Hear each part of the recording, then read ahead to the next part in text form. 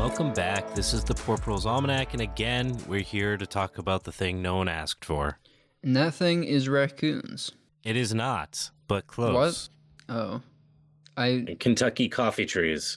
I've been misled. Is that close? Have you ever seen, like, raccoon eyes? They're, like, basically the same. Like the coffee beans. Oh, interesting. No, I can't say I've ever stared deeply into the eyes of a raccoon. Maybe one day. Could be fun. Someday, if you're lucky, a raccoon will love you the way you love the raccoon. Yeah, if I could be so lucky. Anyways, so yeah, today we're talking about the Kentucky coffee tree. I'm sure you've got many questions for folks listening. 1, does it actually make coffee?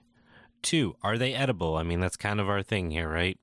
3, should we just kill them off since their co-evolved species are now gone? Oh geez, what a list. I'm excited though. I mean, you should be. To preface, like the episode we did a few weeks back about pawpaws, the Kentucky coffee tree is what's called an anachronistic tree. We didn't talk about it with pawpaw because, like, we had a lot of stuff to cover, but the concept of an anachronistic tree is that they're species that co-evolved with things like megafauna that once were the primary distributor of their seed and genetics. This, like, naturally came up in conversation for me today, if you can believe that. Good. I'm sure this is not bait that you've created for yourself. Continue on. Well, I just want to tell the listeners, like, listen up, because you could be telling your friends about Mastodon food in the very near future. And you'll know the exact podcast. Actually, fun story. The episode will have come out like a month before this, maybe 2 months. But I did just interview the guy, Kyle from Native Habitat Project, like 2 days ago. Sick. I love Kyle. And he was like, I was at this forum and somebody had a question about these nut bushes. And I just listened to the hazelnut episode you guys did. And I just had all these facts about it. And everyone's like, what is this dude, a hazelnut expert?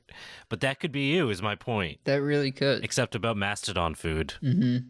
So with the passing, the extinction, we'll call it, the late Pleistocene extinction, these massive mammals disappeared from the landscape, whether or not you think that was because of human expansion, climate change, or a perfect storm of both. This has caused the slower extinction of the trees that fed them. And the slow passing of these trees has been kind of outside of the scope of, like, the typical human tools of measurement, how we, like, view the landscape changing in front of our eyes, the same way like climate change and boomers, that. They're one of several species that have no real like home anymore on the landscape. The ecosystems they co-evolved with have died off. The animals that propagated them and spread their seed died off. And what exists today is due basically to human management. Like I said, pawpaws are in the same cluster, honey locusts, Osage orange, black locusts, these just being a few of these species. Man, I love me a good Osage orange. Doesn't everyone? But fun fact, somebody did actually make an Osage orange beer once. Didn't get to try it, unfortunately. Once again, dear listeners, I'm begging you to write in, send a postcard, and with a beer attached, with some beer attached to it, and just pressure Andy into drinking something that only a mastodon might. Feed me the poisons. I yearn for the forgotten fruits. Not even the forbidden ones, just the ones that not even people like, all right. They're okay. Beyond forbidden. They're just forgotten. Yeah, and the fact that maybe you're like making this pawpaw moonshine, I guess, is that could explain a few things about this season. I was gonna call it poonshine, but then that didn't sound right. No. I think if you aged it, you could, instead of like pawpaw wine, it could be like peepaw wine. It could just be old. That just sounds like piss jugs, like fermented piss jugs. Really? I mean, peepaw is a sweet name. One day I aspire to be a peepaw. It's pretty white. I'm happy for you, Matt. As I was saying, there were a lot of these very large animals. They used to live on North America. It's hard to like imagine given the current status of the landscape. Things like saber-toothed cats that were the size of lions, these really cool things called, and I'm not going to pronounce this correctly, Nothrothriops. I think I got it that time. And they're just these like bear-sized sloths, which is just like amazing. And then they had these car-sized armadillos called Clyptotheriums. And again, probably pronouncing that wrong. And these are just like, there were also like oversized camels that were on, it's just like totally wild shit that's hard to imagine today. And being that big, they needed to eat bigger food. So they were eating all these pawpaws and honey locusts with these giant beans and Kentucky coffee tree pods. And when those died off, the trees were just kind of like, hello, is anybody there? And then there were these new primates that had kind of just repopulated the landscape. And they're like, hey, these are kind of cool too. Yeah. And for the audience, a hint, we're talking about humans now. The good old human. You love these humans. Who have done nothing wrong. What's that from? Parks and Rec. Oh, yeah. I have done nothing wrong. Ever. And that's what I love about you. Money, please. So the Kentucky coffee tree is one of these relics, right? As humans learned this new landscape without the megafauna that they could hunt, they realized that some of these oversized foods could be processed and eaten by humans. So like the honey locust, which we'll be talking about at some point this season. But as for the species of today, the Kentucky coffee tree, the seeds today are largely considered inedible. Yet the trees are almost always found historically near indigenous settlements. So it raises a really interesting question.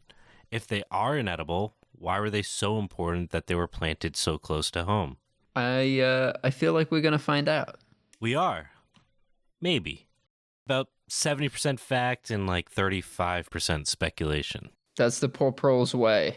I will be wildly speculating, so be prepared. And I will not tell you when I'm wildly speculating. So that's on you. You will present them as facts. I will present them as facts, as Fox News intended. Mm-hmm. Yeah. Very news host. Yes. Very misinformation. Today, you got to bury the lead. That's the key. You're not like these other podcasts. We lie to you. That makes us good because we're telling you. You just don't know what's the lie. Mm-hmm. So let's start with the key thing that we think of when we talk about Kentucky coffee tree, the bean. You know, we should start more episodes with some good bean talk. Gotta have some good beans. And to the point right away, it's obvious that it's a bean. Like you see it on a tree. Matt, have you ever seen a Kentucky coffee tree out in the wild?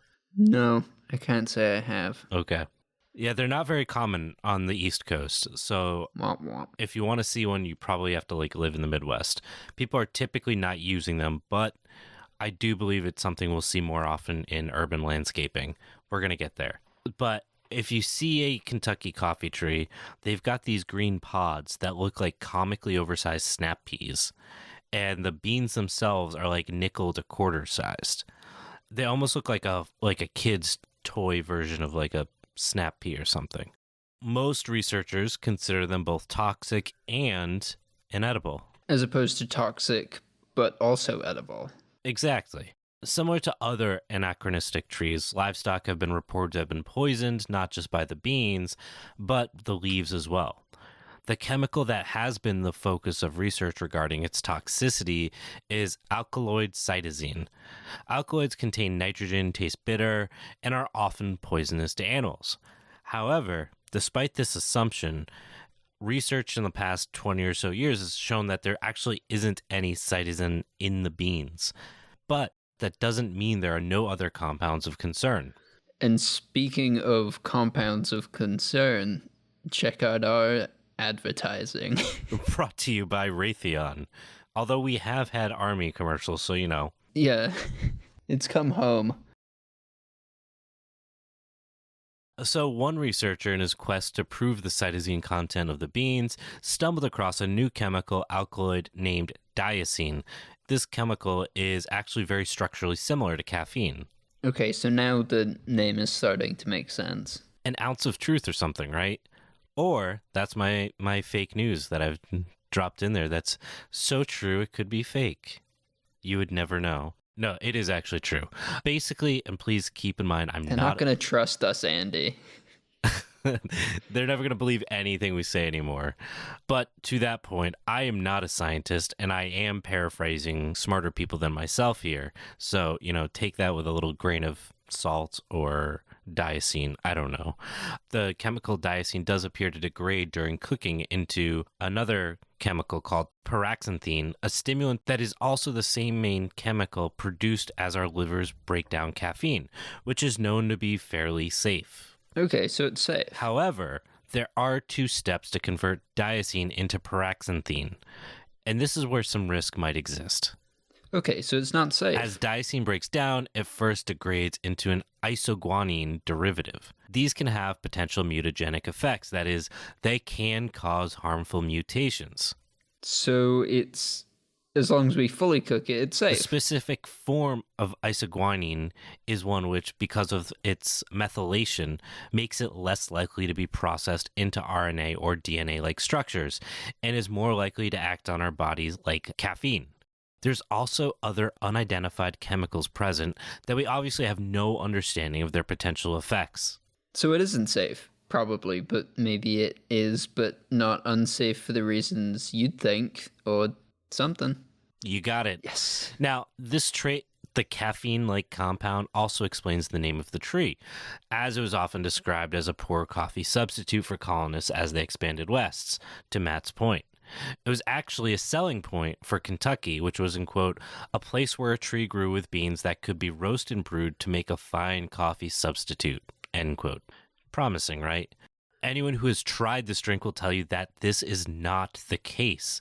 In fact, in 2003, researchers decided to recreate written recipes to make coffee from the Kentucky coffee tree.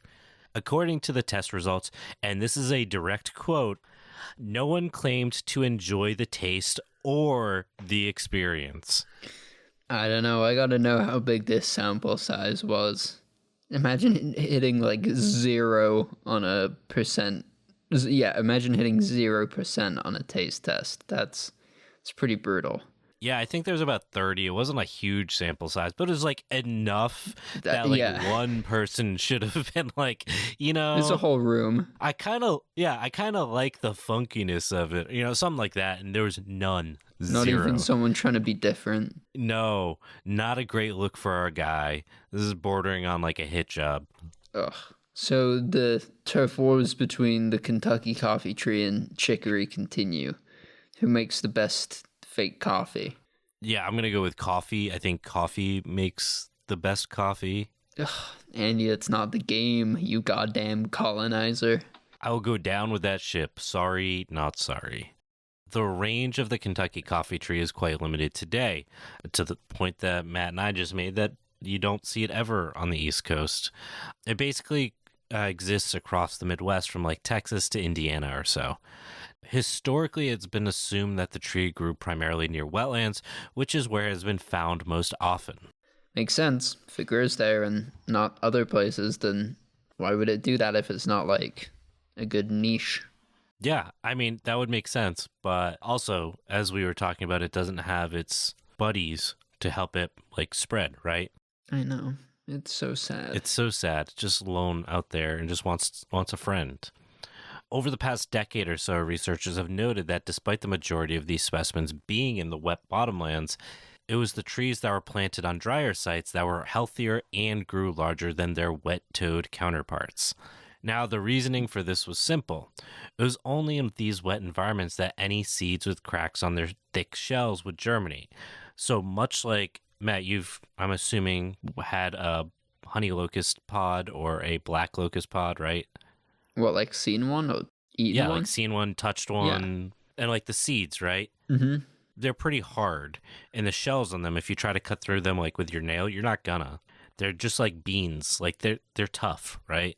Yeah. Those seed shells are designed to go through an intestine, and without those intestines, they just sit there and don't do anything. However, if they ever get a crack in their shells, they need water to germinate, right? So the only ones that ever germinate are basically the ones that end up near a water source, a river, or whatever. So they're growing there by proxy, not because it's the best environment.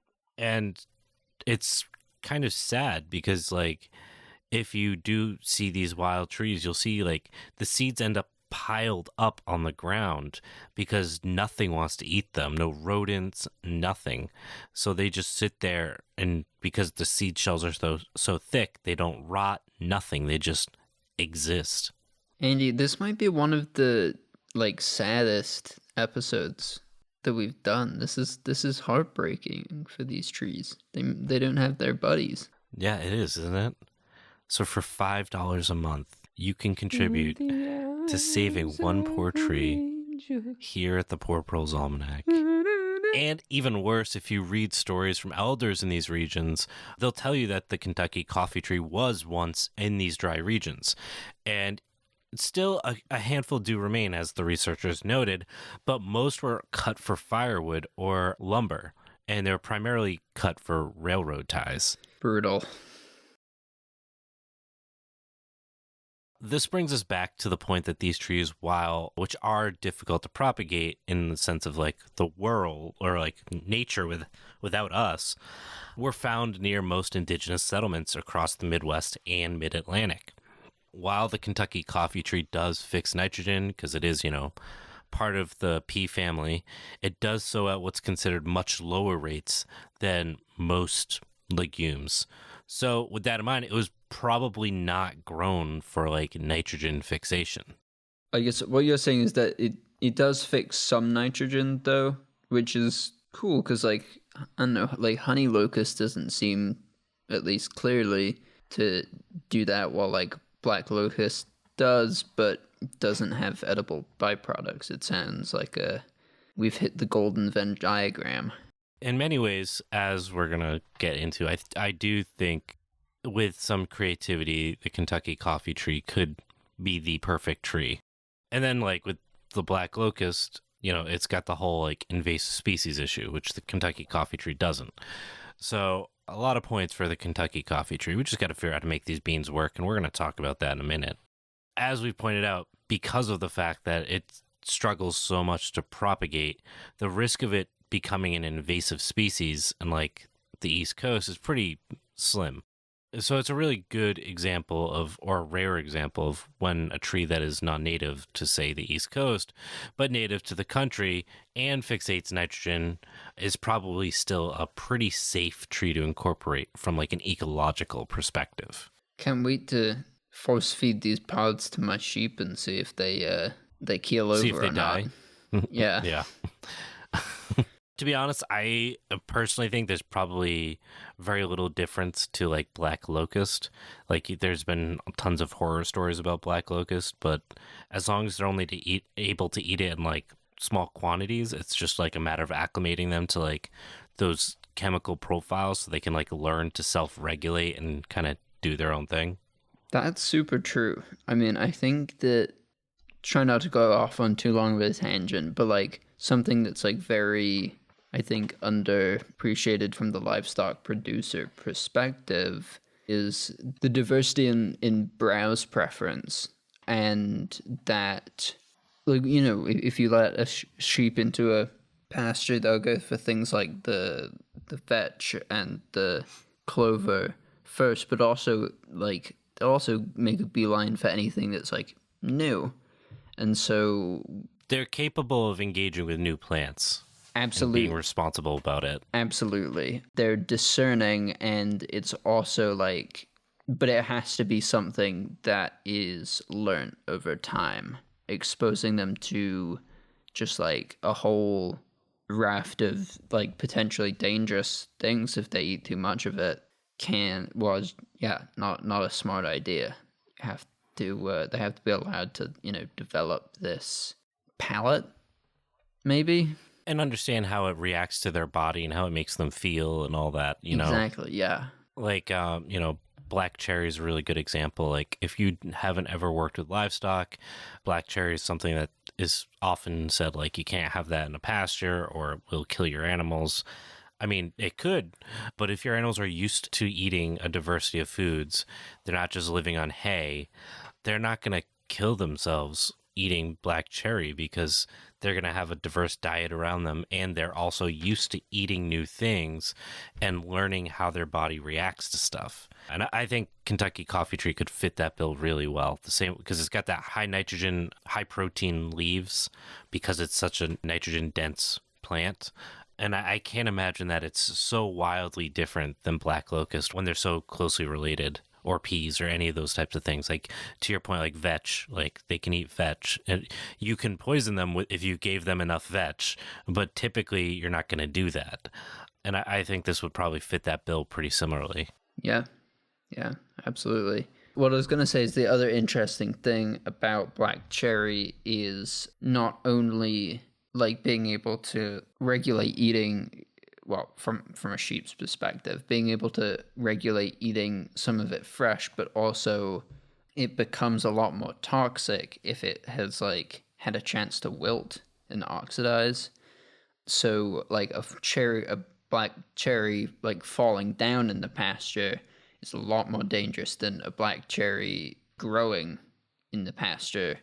And even to the point that Shauna, who we've talked about on this podcast, interviewed on this podcast before, makes some silage out of black cherries. It's anaerobic, in a barrel. But yeah, I guess we've talked before about the context in which, not only the crops themselves, but the context in which they're managed and, got from sunlight to something that we eat. A lot of nuance can be lost in that. Mm. Yeah, I think in the risk of making sure people don't do stupid things, sometimes having faith or trust in being able to create diverse, resilient systems can kind of get trampled. Right. And I think that could happen with, I think it has happened in an extent to the Kentucky coffee tree.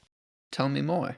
Yes, tell you more. So what we do know is that at least some of these indigenous communities that planted it around their communities use them as a food and a medicine source. Here's where it gets a little dicey.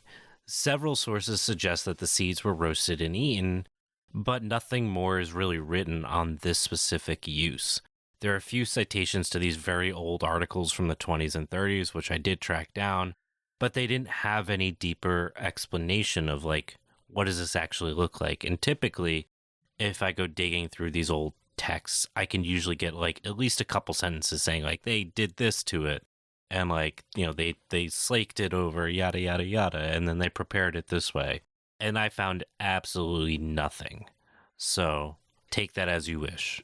I mean, that's a lesson to all would-be researchers, is try to carry as much of that information forward as possible. You don't know what's going to be lost. Or someone's going to make a podcast and tell lies about it. True. You could be slandered on a podcast if you don't do it right. So exactly. Yeah, it's cite your sources. Just saying. So you can eat the beans in one of two ways, or theoretically you can eat the beans in one of two ways. You can eat them when they're ripened, or you can eat them when they're green and still like not fully ripened. To eat the ripened beans, they have to be roasted at 150 degrees for at least 3 hours to be safe for consumption. Quote unquote, safe. Now, the pulp itself that's like around the beans, I posted a picture of this on our Substack about this particular plant. It's, gooey, we'll call it. This was also supposedly used for medicinal use, which is really interesting because like the honey locust pulp is usually used as like a food source over the beans itself. Well, I guess that does it. I guess we're pulp people now. The Poor Pulp's Almanac. No one wants the poor prole's pulp, Matt. Come on. Ugh.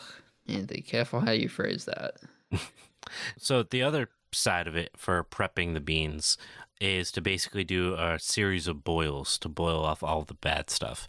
And if you're on TikTok, Instagram, whatever, you can see a couple folks who are doing this. I'm going to talk about that in a moment, but it's a pretty straightforward process to prepare these giant beans.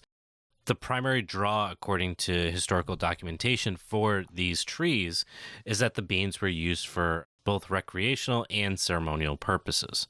Couldn't find too much on the ceremonial, but the recreational seems to have like this really deep and complicated universal story across a lot of indigenous cultures.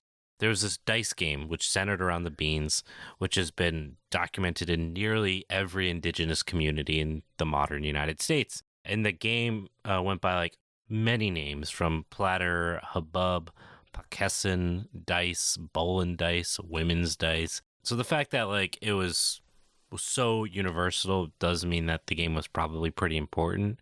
But that said, I highly doubt the tree would be kept so close, like in proximity, just for like the occasional dice replacement. You know, I gotta say my favorite's hubbub.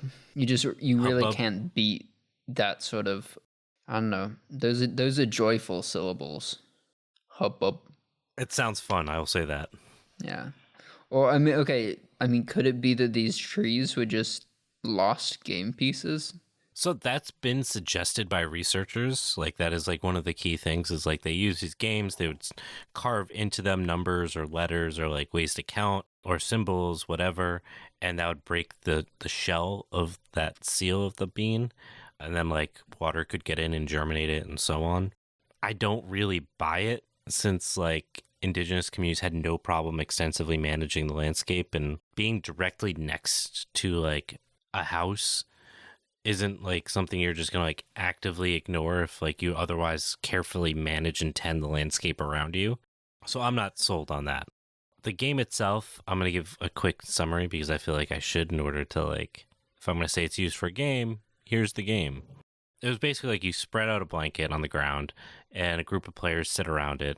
Each player took turns tossing the beans by either throwing them upwards out of a bowl and catching them again, or by throwing them up against a blanket or a hide that was held up and then allowing the beans to fall, and somehow they were scored. The score of each roll was determined by counting the number of dice of one caller and assigning points based on a scoring system. Okay, so we're going to set up our Port Pro's Pasican League double blind round robin when he gets to keep the podcast. No, we're not doing that, Matt. Come on, what if we let the listeners?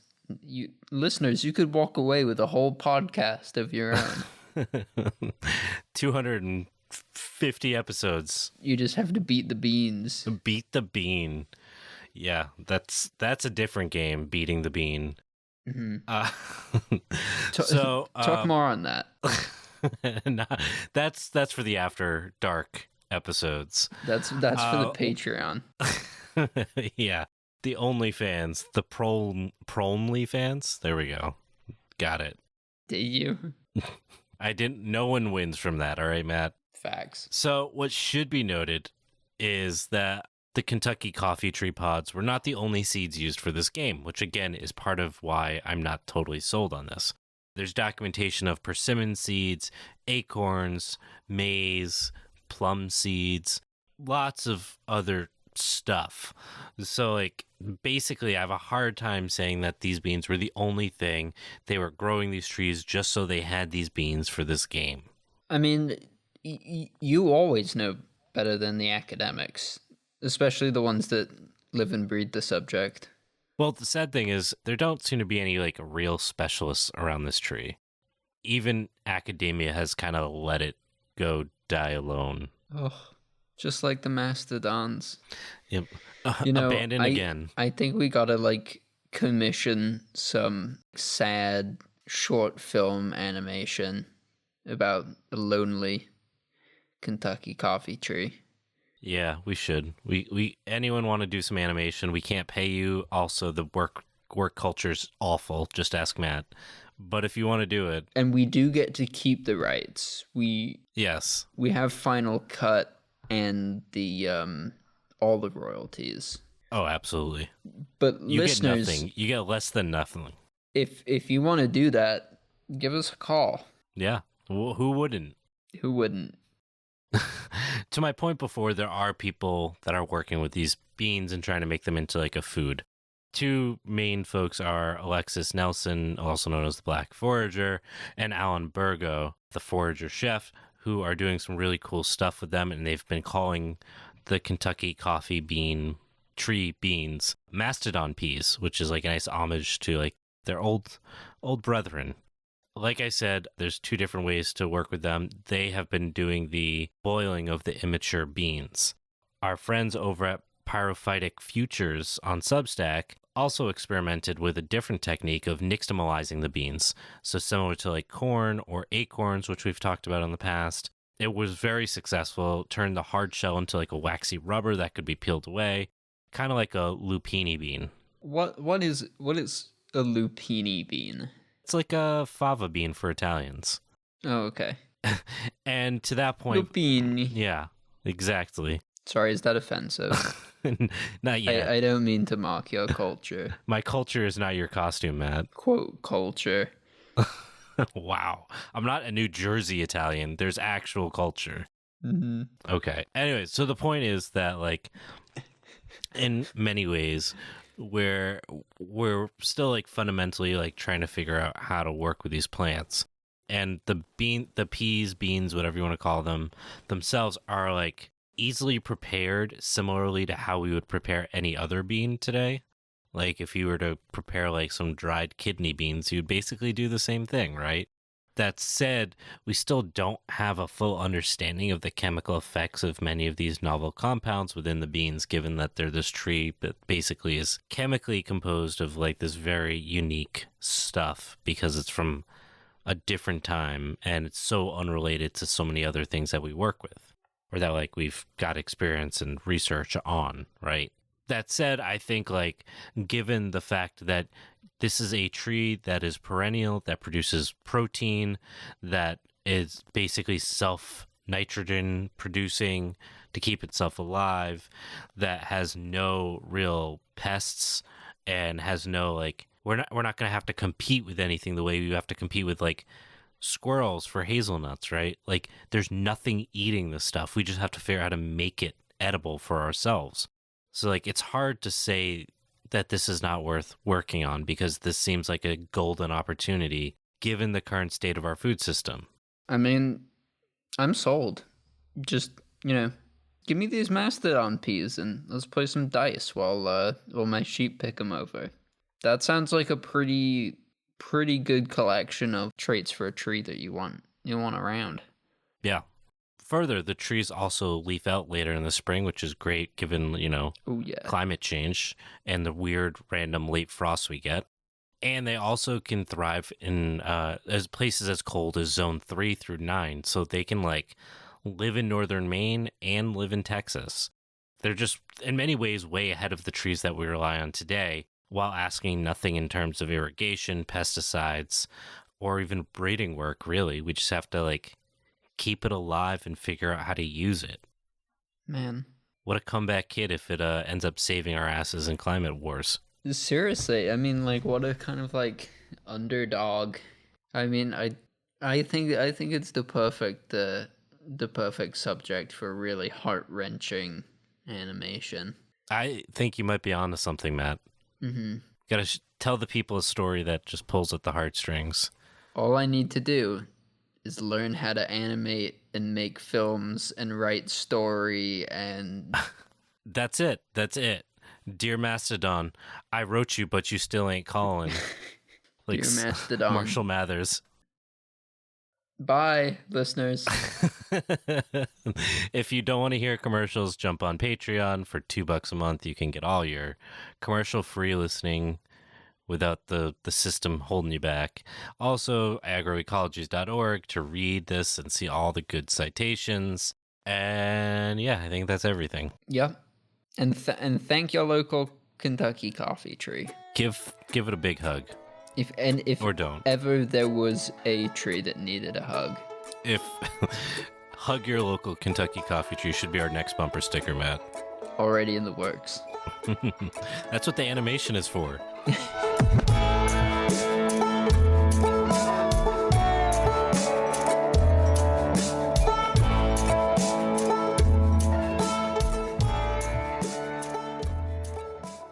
Shut the fuck up, Google. Oh my god, I thought you were talking to one of your cats for a second. No, it just set an alarm for 6:30 a.m. Hold on.